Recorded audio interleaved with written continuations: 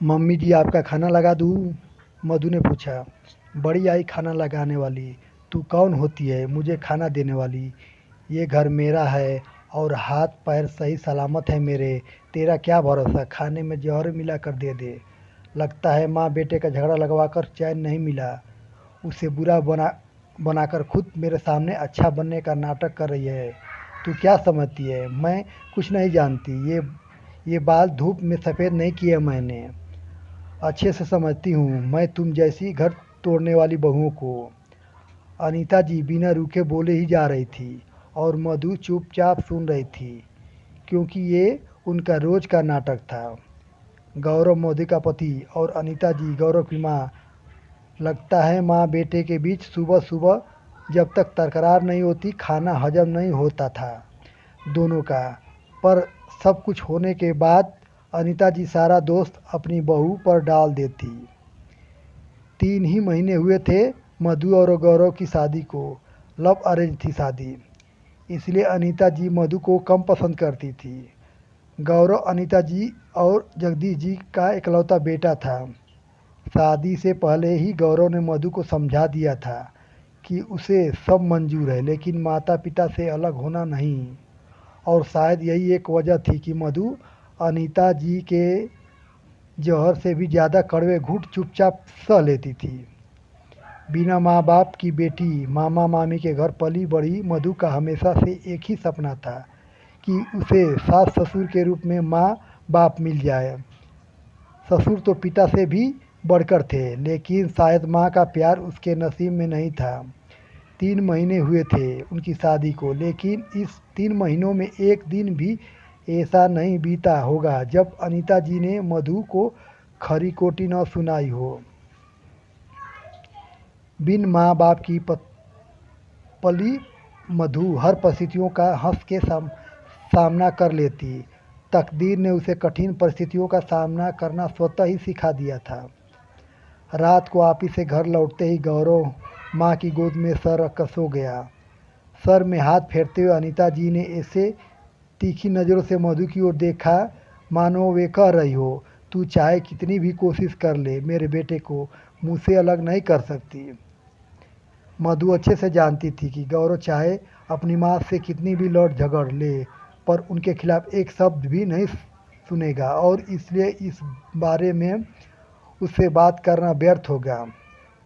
लेकिन इस समस्या का कोई न कोई हल तो निकालना होगा। अगले दिन सुबह बहू गौरव का नाश्ता लगा दे। मधु नाश्ता ले आई। ये क्या बहू, नाश्ता गरम तो कर लेती, ठंडा कैसे खाएगा? इसे तो ठंडा बिल्कुल नहीं पसंद। चलेगा माँ, गौरव ने कहा। हाँ भाई अब तो सब चलेगा, वरना मेरे सामने तो 100 नखरे करता, पर अब अपनी बीवी के सामने एक नहीं चलती।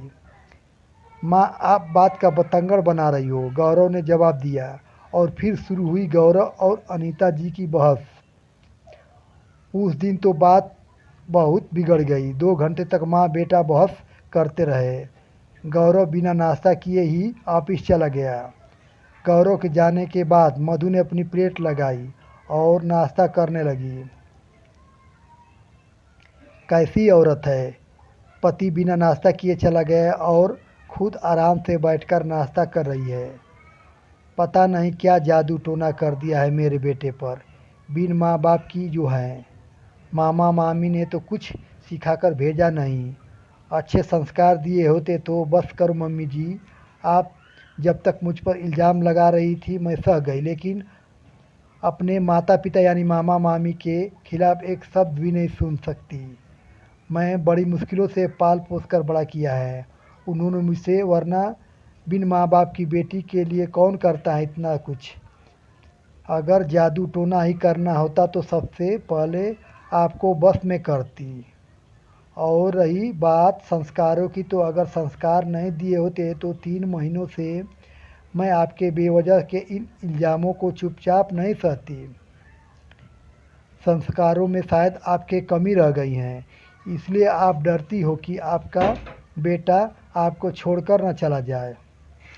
पहले मैं सोचती थी कि शायद मैं आपको पसंद नहीं हूँ, इसलिए मुझसे नाराज़ है। समय के साथ आप मुझे अपना लेंगी। लेकिन नहीं मम्मी जी, किसी की नाराज़गी तो दूर की जा सकती है, लेकिन नफ़रत नहीं। मैं आपको जितना इज़्ज़त देने की कोशिश कर रही हूँ, आप उतना ही मुझे नीचा दिखाती हैं। गौरव और आपके बीच हमारे शादी से पहले भी नहीं पटती थी, लेकिन आप सब कुछ जानते हुए भी बेवजह मुझ पर इल्ज़ाम लगाए जा रही है। वे आपसे बहुत प्यार करते हैं और मैं भी आपकी इज़्ज़त करती हूँ, लेकिन ये नफ़रत की आग जो आपके अंदर है, एक दिन सब कुछ जला कर राख कर देगी। अपने पैरों पर खुद कुल्हाड़ी मत मारिए मम्मी जी। अंत में बस इतना कहना चाहूँगी कि मैं आपकी पसंद की बहू तो नहीं, पर अगर आप माँ बनकर सिर पर हाथ रख दोगी तो मैं भी बेटी बनकर सारे फ़र्ज़ निभाऊँगी। आगे आपकी मर्ज़ी। अगर वीडियो अच्छा लगे तो लाइक शेयर सब्सक्राइब ज़रूर करें। Thank you.